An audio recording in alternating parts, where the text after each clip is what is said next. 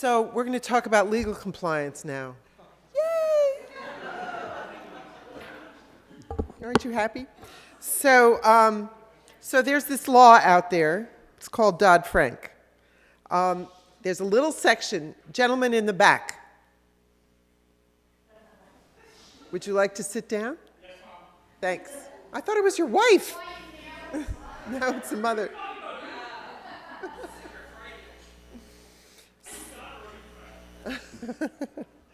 I am not Susan Flam. This is Susan Flam's presentation, which I stole. Susan Flam works in my office, so we actually worked on this presentation together. So I'm going to try to explain briefly what this law is about and how it could impact you. This is the outline, and I'm going to explain at the end some handy tools that you can use to implement a supply chain assurance system in your business pretty easily. So conflict minerals have been defined under this law, the Dodd-Frank law, this particular section. I mean, I know that many of you are sitting there thinking, why does the Wall Street Reform Act come up in the context of conflict minerals? The only answer to that is because it does. And this little section was added at the very last minute in the march of this law through the Congress, and then ultimately to be signed by the President. So there are 4 conflict minerals: tin, tungsten, tantalum, and gold. And the goal of the law is to end the use of these minerals for the purposes of funding violence in Central and Western Africa. There are 9 countries that border on the Democratic Republic of Congo, which you probably remember as either Zaire or the Congo. And this law imposes certain requirements on SEC-listed companies. You know, the Wall Street Reform Act was about reforming Wall Street. So the governing agency that was meant to promulgate regulations to reform Wall Street is, of course, the Securities and Exchange Commission. So they were also assigned the task of writing the regs for the conflict minerals provisions. Imagine how happy they were about that. Not. So here's what the filing companies, the publicly traded companies like David's, have to do under Dodd-Frank. And I'm going to tell you why this matters to other companies as well in a minute. They have to inquire about the origin of these 4 minerals that they use in their manufacture, or if they contract to manufacture. And they have to file with the SEC disclosing that these products that they're selling, they're manufacturing or contracting to manufacture, are not, if they are not, DRC conflict-free, meaning they were used to fund conflict. So it's a sort of negative filing. Determining the conflict-free status of the gold that you're using requires a supply chain assurance system, also known as a due diligence system. What does due diligence mean? What is this supply chain assurance system? It is essentially disclosing the steps that you are taking to make sure that the minerals in your supply chain did not fund conflict as it's defined by the law and based on internationally recognized standards. Now, there's this organization out there that everybody's learning about these days called the Organization of Economic Cooperation and Development. It's an international organization that publishes due diligence guidelines for the mineral supply chain generally. And these guidelines have been specifically and in writing accepted by the Securities Exchange Commission as being the proper framework in which to develop a supply chain assurance system. Now, the OECD has acknowledged that depending on the mineral, you're going to have different challenges because of where they come from and how they are brought to market. So they publish basically supplements to describe supply chains and help you understand how to take the framework that they have developed and apply it to a particular supply chain. In the gold realm, in the realm of gold and tungsten, which is really what's relevant to the jewelry industry, it's clear that there's a sort of divide between upstream companies, meaning producers, refiners, purifiers, smelters, and then downstream, which are people such as us, people who take the mineral, manufacture it into a product, wholesalers, manufacturers, and retailers. So companies in the jewelry industry that have to file these reports starting next month we did some research and we found that, there are 25 or 30 such companies in the jewelry field, and that's not really the limit of the impact of this law. Anybody who sells to those companies are going to have to institute some kind of due diligence supply chain assurance system, hopefully that meets the framework of the OECD, in order to continue to sell to the publicly traded companies. So in other words, if you want to continue to do business, if you still want to be in the supply chain of a publicly traded company in the United States, you are going to have to put a program in place which assures that your supplies are not in violation of the standards set by the publicly traded company for the source of your minerals. So there's gonna have to be an ongoing cooperative commercial relationship between you and your customer regarding the supply chain. So absolutely, Dodd-Frank is going to impact an awful lot of companies in this industry. So here's what they may want to know. Here's what your customers, supply chain customers, may want to know about your products that contain either tungsten or gold. They want to know, where did it come from, meaning the origin of the products, of the minerals, the country of origin. Have you got some kind of supply chain assurance system in place to determine the origin of your minerals?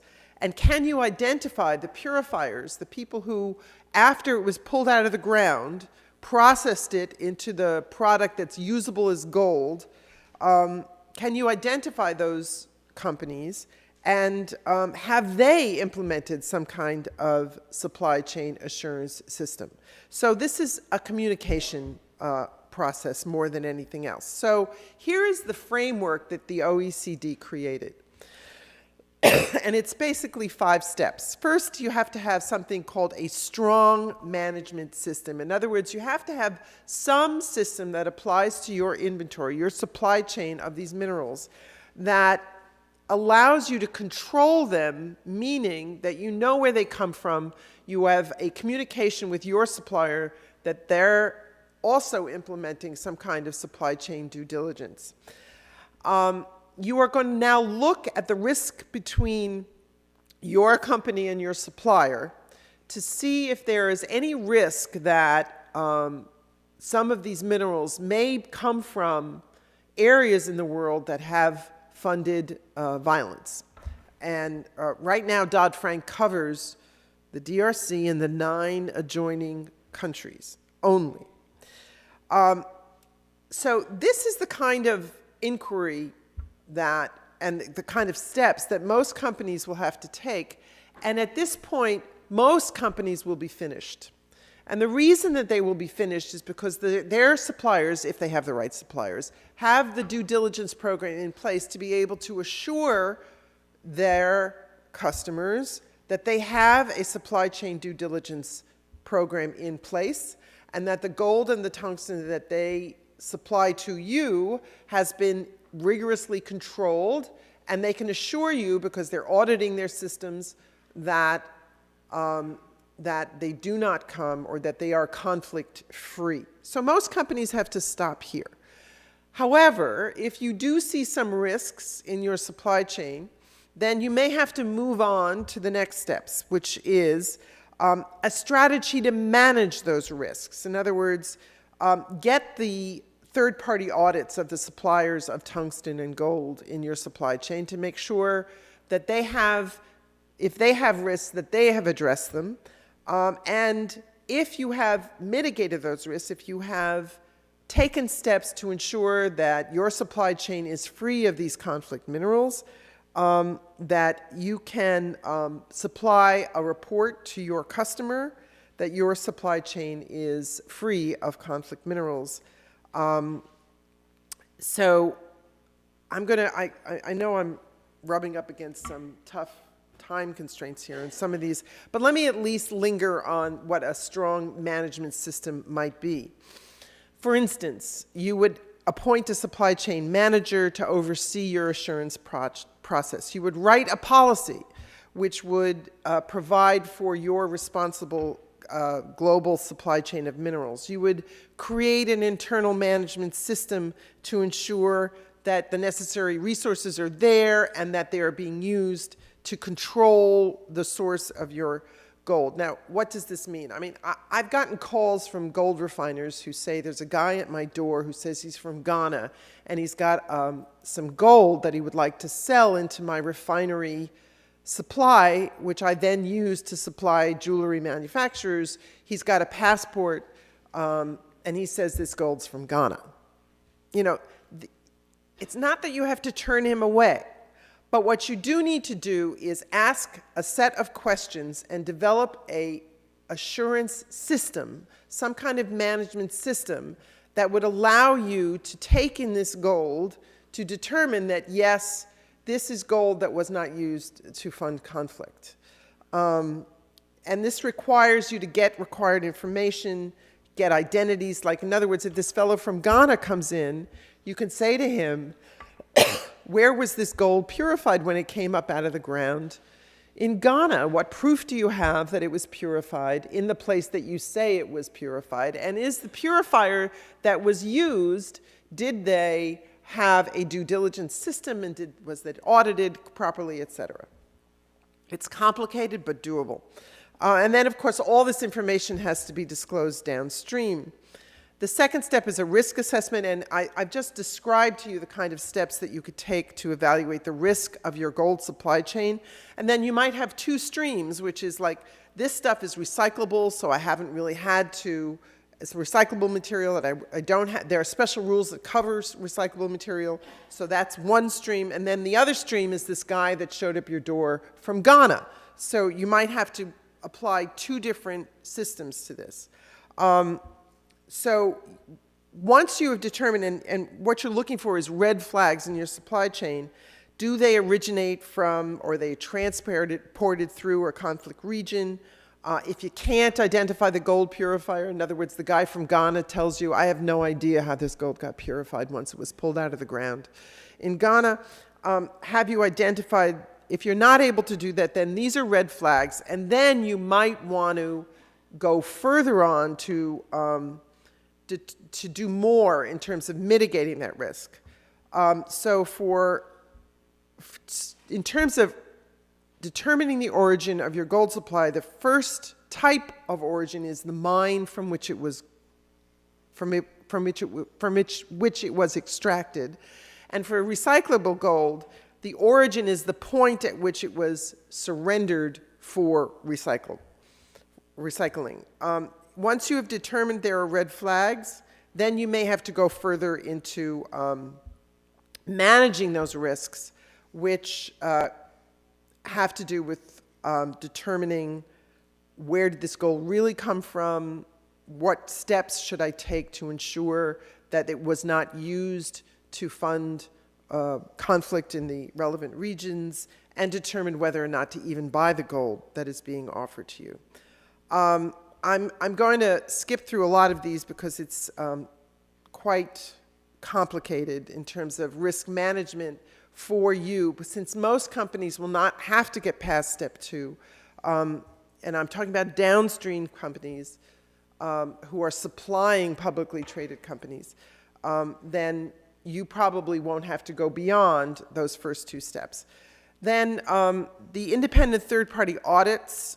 This is something that will be very handy for downstream companies, because if purifiers and smelters are doing these third-party audits, they will be available to you from your suppliers, so that you will, once you have those, your work is done, because they're showing you, they're reporting to you from a third party, an independent third party, that they have provided the necessary assurances to you that the supply chain is in compliance with Dodd-Frank.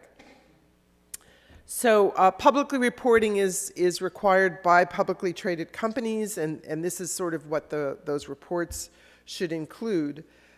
There are also these validation programs out there that exist for certain companies, so that if your suppliers are participating in these validation programs, then your life is made much simpler. So if your supplier, for instance, is on the London Bullion Market Association Good Delivery List, if your supplier of tungsten participates in the Conflict-Free Smelter Program, if your supplier is involved in the Responsible Jewelry Council's Chain of Custody Standard for gold suppliers, if your supplier is involved in the Dubai Multi-Commodity Center Practical Guidance for market participants in gold, and the ITRI Supply Chain Initiative for tungsten, all of these will be a sort of ready-made program for you to use to get the assurance that you need for your gold supply chain.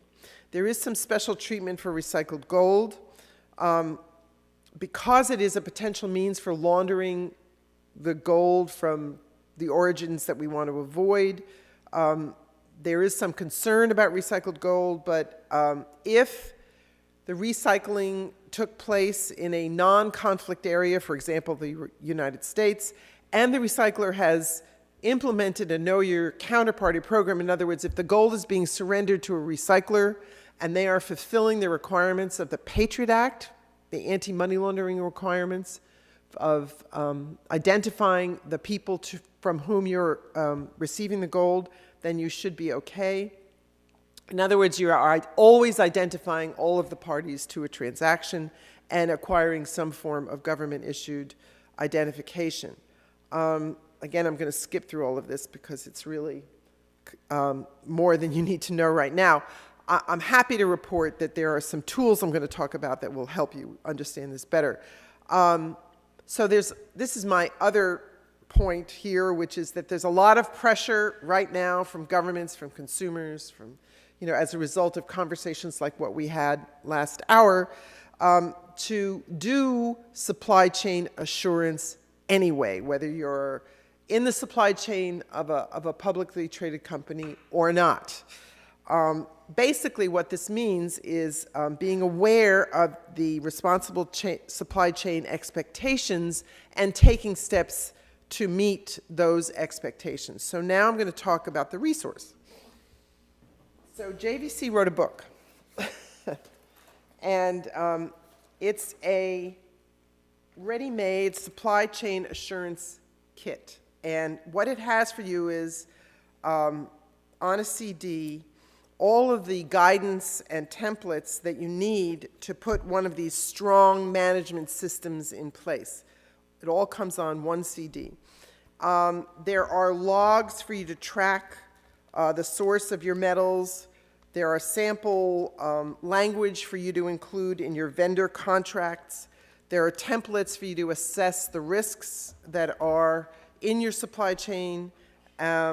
Basically, it's a soup to nuts supply chain assurance system for gold and tungsten. That is our website, and that's where this thing can be ordered. Obviously, JVC members get the best price.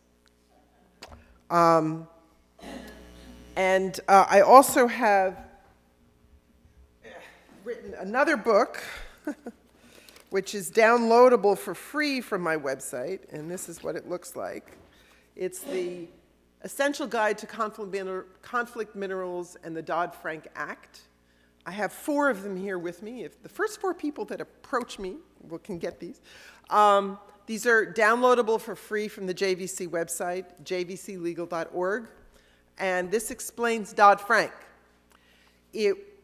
What it doesn't do is explain what downstream, non-publicly traded companies need to do in order to sell gold to publicly traded companies, or if you're in the supply chain of a publicly traded company, that's what this does.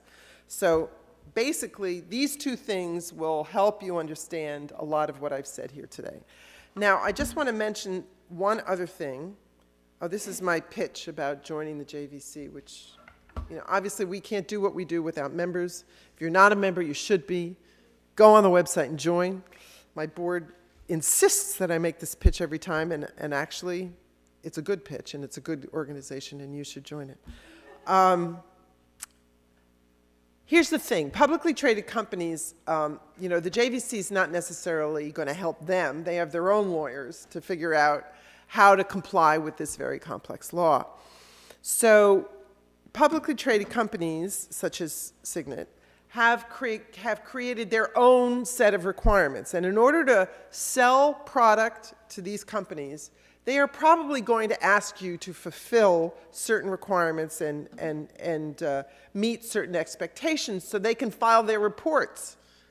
Now, this product is a general one, which is, you know, if you want to put in a supply chain assurance system into your company, this will do it for you. But then a company like Signet will come along and expect more, perhaps, or less, or maybe they'll accept this. But David is going to explain what his company expects. And if you could put up in the AV room David's presentation, that would come next. Thank you. Yes. Oh, sure. You got it. Oh, here. You just hit this arrow. Thank you, and it's great to be here. It's my second year in a row, I think, and I hope so too. And it's always a pleasure, and we appreciate the invitation, Lisa. And lots of friends here in the audience that are some of whom are our suppliers, and some of whom are what we call and what we need more of are industry leaders. And it's a privilege for me to follow one of our biggest industry leaders, and that is Cecilia Gardner at the JVC. Tall. So, in more ways than one. So it's a privilege. And what I would like to do is kind of, instead of just going through what Dodd-Frank is, which is what Cecilia has done, is not go through what it is, but how we've complied to it. Sure.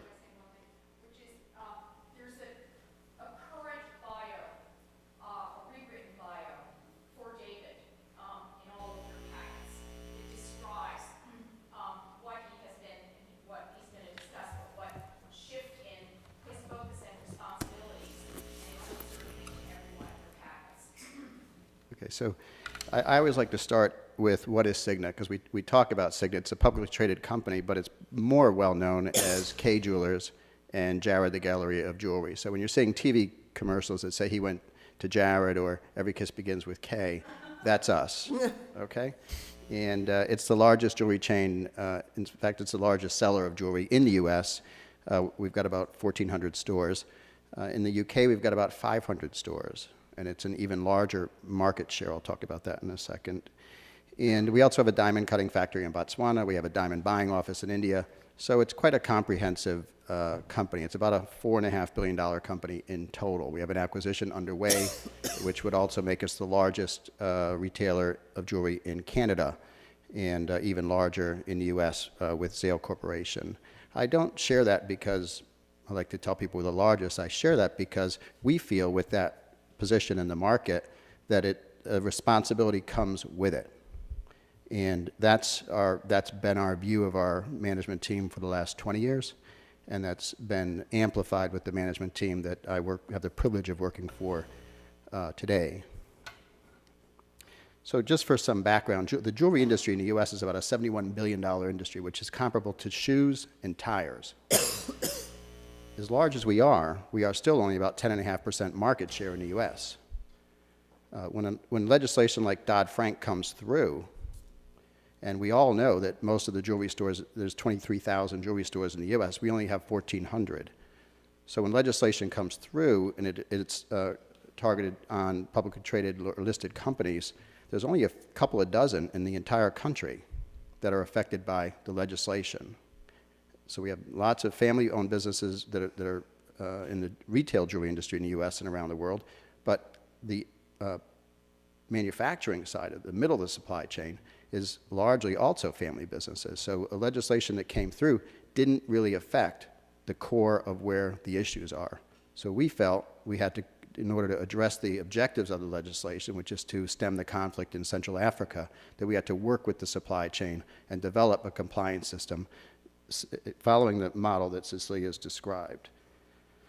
For background, diamonds are the U.S. is the #1 market for diamonds. We're working on that. And gold it's the 3rd largest market in the world, the U.S. is for gold. It's usually found in wedding bands and diamond engagement rings today. In terms of consumer confidence, that's an important area.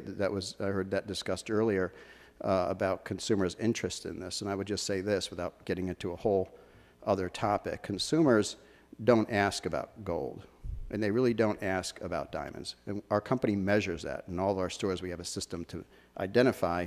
Our stores alert us when consumers ask about where did this diamond come from, or is this conflict gold? And the fact of the matter is they don't ask.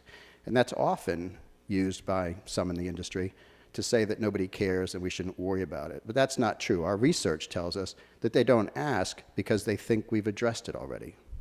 And we know that there's a high expectation, whether it's jewelry stores or electronic stores or clothing stores, in terms of the products that our customers are buying, that they assume that those store brands have taken care of these supply chain issues.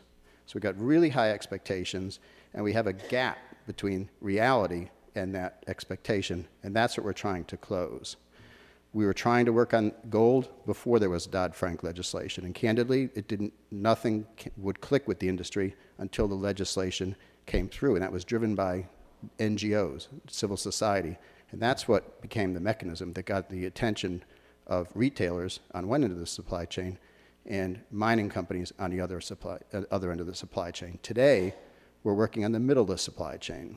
Our company really is behind 4 organizations: the Responsible Jewelry Council, which has been mentioned, World Diamond Council, which is really the Kimberley process organization of which Cecilia also serves, Jewelers Vigilance Committee, and Jewelers of America. These 4 organizations are the ones we work with in the U.S. and around the world to continue to build supply chain protocols to instill consumer confidence, not just in our stores. What we've built is completely shareable by all of our competitors.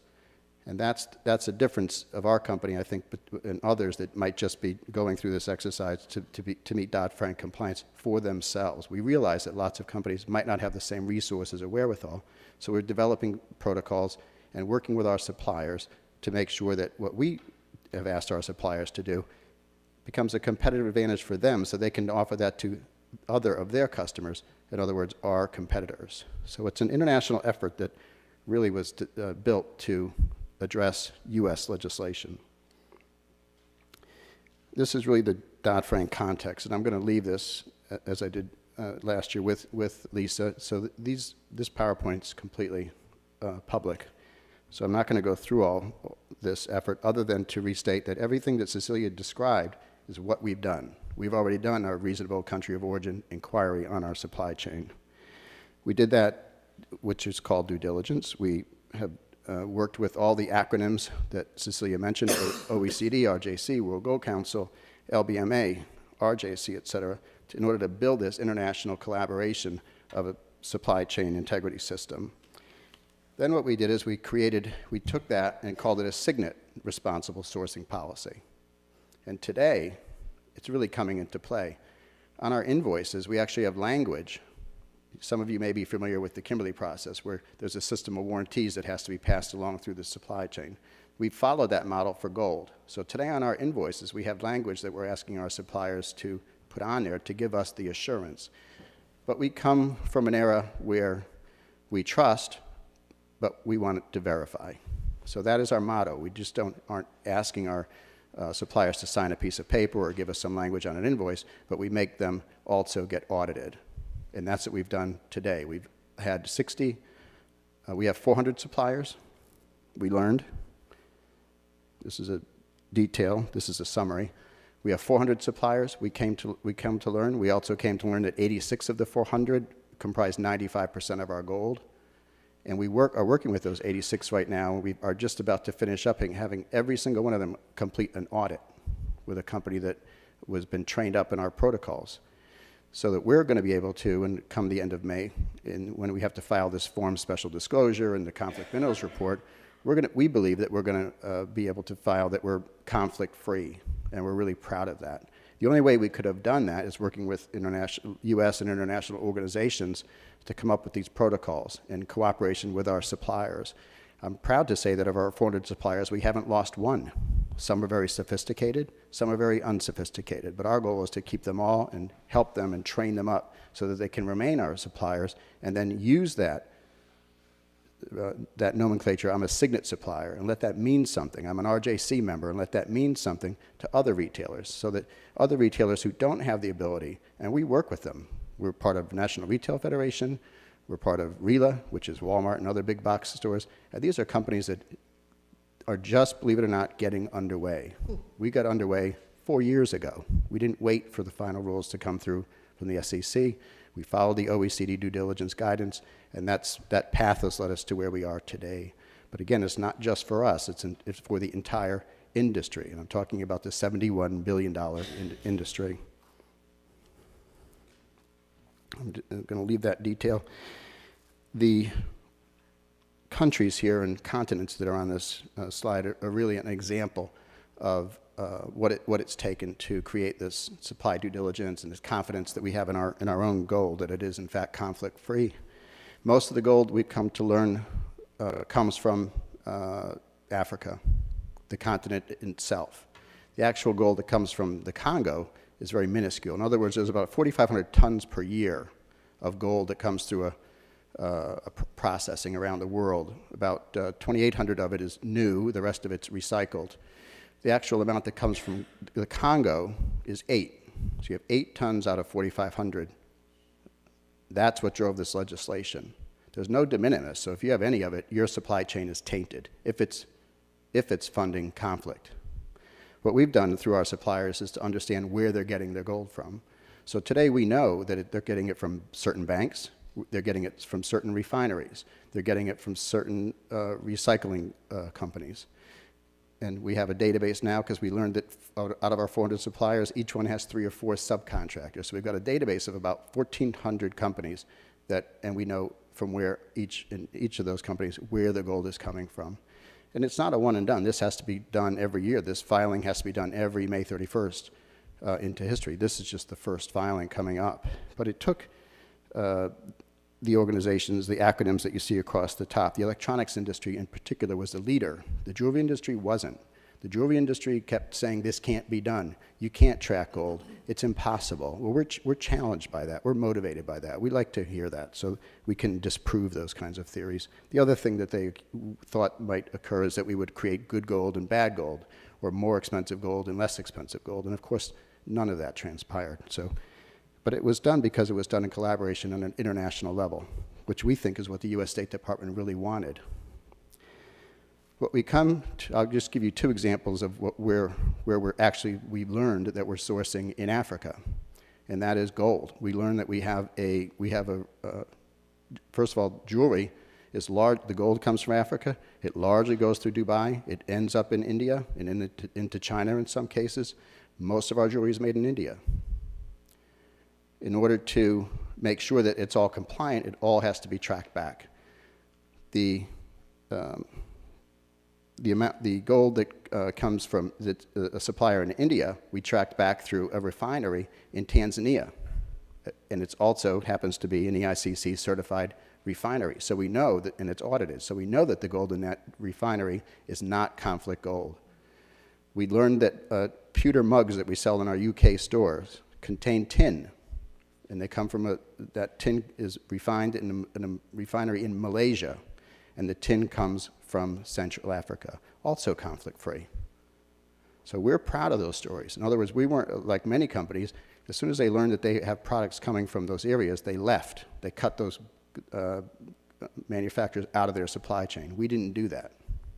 And we want to continue to work with civil society and governments to continue to see if we can source from Central Africa and make sure that the unintended consequences of boycotts aren't negatively impacting those markets. I talked a little bit about our guidance. I talked a little bit about the RJC. We are founding members of RJC.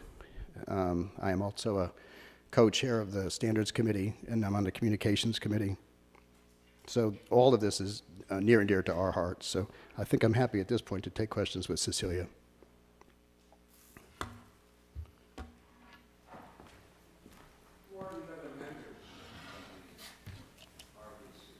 Of the RJC? JC, yes, the Responsible Jewelry Council. There are nearly 500 members, of which I think about 300 have been certified. Is that sound right? Pardon? 333, thank you. Yes. Names you would know, absolutely. In terms of retail, it's important to note organizations like Cartier, that's one we work with on an international level, is like-minded. And I would say like-minded in a way that what we develop, I've told you that we've shared around the world, and that we're about keeping our suppliers and growing them and helping them in any way we can, as opposed to the opposite. There are other retailers, however, who learned they got gold from Central Africa and cut it off. There are other retailers that don't even want to be worried about it, so they get their gold from Utah. And that doesn't satisfy the goal of the legislation. The goal of the legislation is to source responsibly from the Congo, specifically in the 9 surrounding countries. So we would rather work with companies that are like-minded as we are. The RJCs has a set of standards. Their standards cover a wide array of practices, child labor, environmental, human rights, et cetera, so that a company who seeks to become certified is audited to determine whether or not they're meeting all of the requirements of the Standards Committee. Yes, in the back.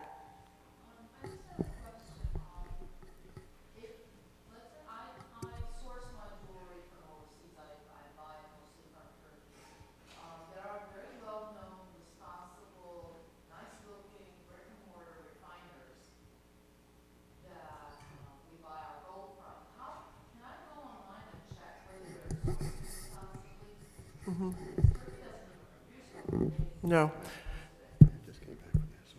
Oh, yeah, good. David's just back from Istanbul. He can talk to that. Yeah, I just came back, Dubai was mentioned. I just came back from a trip last week from Istanbul on this very topic, and then Dubai on this very topic. Sad to say my luggage did not return with me. But the Turks are working hard towards complying now to Dodd-Frank. Think about what I just said. The Turks are working hard to comply to Dodd-Frank. Why? They do have a lot of gold. It's an incredible jewelry market, and there's a lot of jewelry manufacturing. Right. So what's happening is, we know, because our UK stores actually source from Turkish manufacturers, so we know that our gold is coming from Turkish refineries. And they're working hard now to be certified. They realize that they have to. They felt like it didn't affect them. It's a U.S. law. I don't want to be impacted by this U.S. legislation. Well, the fact of the matter is Walmart, Signet, other large retailers in the U.S., Macy's, Penny's, et cetera, are sourcing from Asia. And the gold is coming up out of Africa into Turkey, into Dubai. And they, in order to be able to supply our suppliers, they have to be audited. They're working on it, but they're just underway.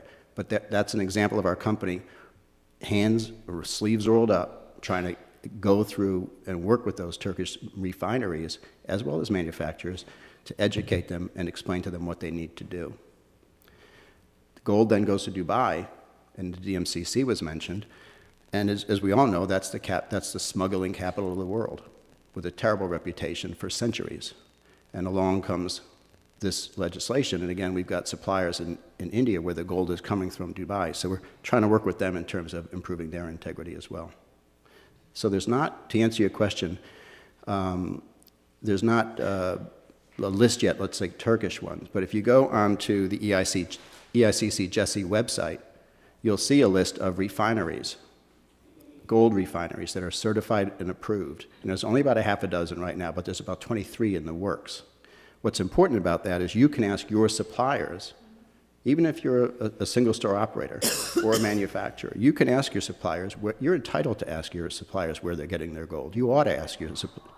Yeah, okay, but what I'm saying is they should be able to tell you, and if they have inventory control systems, they should be able to tell you. It's as simple as that. So, and if you can, yes, yeah, and if that refiner is yeah, so he should be able to, and you can ask him if he's an EICC approved refinery, and if he is, you know you're not contributing to conflict. And that can be done almost on any scale.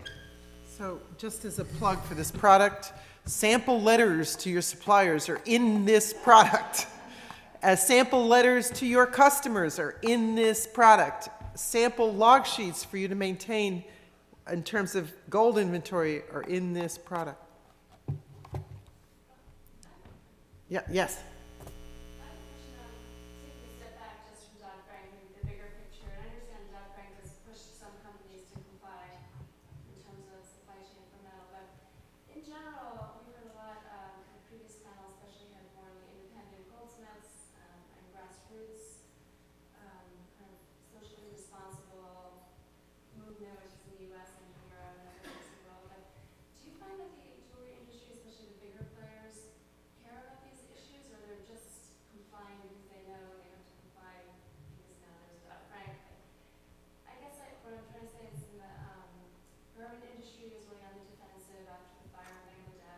Electronics is on the defensive after Foxconn. Is the jewelry industry in general thinking let's be proactive and get ourselves out in front and not respond to the ugly side of this industry?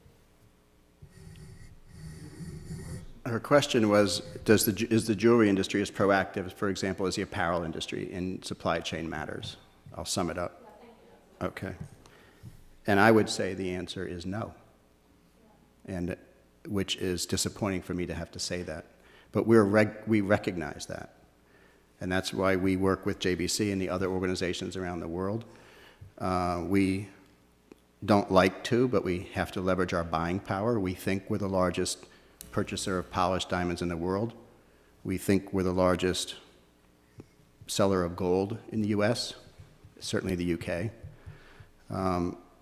We have a diamond cutting factory in Botswana. That's a whole different type of system. But we're only one company. The global jewelry industry is $163 billion. The US is $71 billion. We're $4.5 billion. So by the time you look at us as compared to the entire industry, it's clearly an uphill climb. It's because we have people like Cecilia and people like Jewelers of America leading that, and organizations like RJC and World Diamond Council to kind of organize the kind of thoughts that you're talking about to get to the point where we can meet those consumers' expectations. There's a gap between reality. Right. Yeah. So this goes back to my big picture point that I made in the last panel, big thinking. I have some ideas about this. I really do. How to implement them is a big question, but I do think it needs to be very broad-based. We have to bring everybody under the tent and put this issue on the agenda for every business, small, medium, or large. So.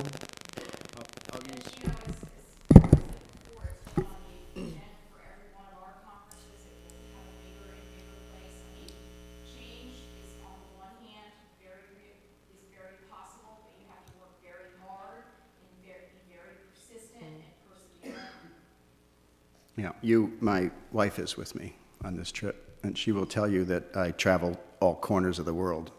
And I've been to Rwanda, Africa, South Africa, Senegal, Dubai, Hong Kong, all over India.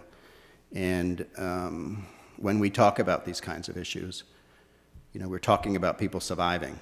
And we just heard that in the previous panel about people, artisanal mining in particular, which is only going to grow exponentially over the next 25 years.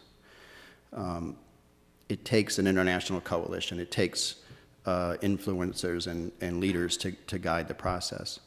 We're trying, and I'm going to invite you, I believe this is going to happen, just to give you an extent of what we're trying to do. The organization behind the Dodd-Frank legislation is an NGO called the Enough Project. Maybe you're familiar with them. And they are focused on sourcing responsible gold from the Congo, which is where these horrific crimes and 5 million people have been killed over the last 20 years. And our plan is to work with them in the July JA Jewelry Show with JA members, JBC members, NRF members, and some RELA members, and bring them to that conference, bring them to a meeting with the Enough Project so that they can hear. So they're not, instead of the Enough Project, which is an activist group targeting retailers, work together towards understanding what the Enough Project is promoting. And then now that we understand our supply chain, we understand what's possible. So we know it's possible to source responsibly from Central Africa. We think if we can do it, others can do it. So we want to help others. And fortunately, there are others that are interested in doing so. I am very sad to have to say this, but we have to call a halt to this session. I hope as many of you as possible will go to Melissa's for this party where we can continue talking about these incredibly important issues. It's been a really stimulating day, thanks to all of you. And then tomorrow, many of these issues will be interwoven into the talks and presentations. And so I look forward to a wonderful evening with you and a great day tomorrow. And we are starting a wee bit later. So I believe it's 8:30 to 8:45 to 9:30 is breakfast and books, and then we'll start. So onward and upward. And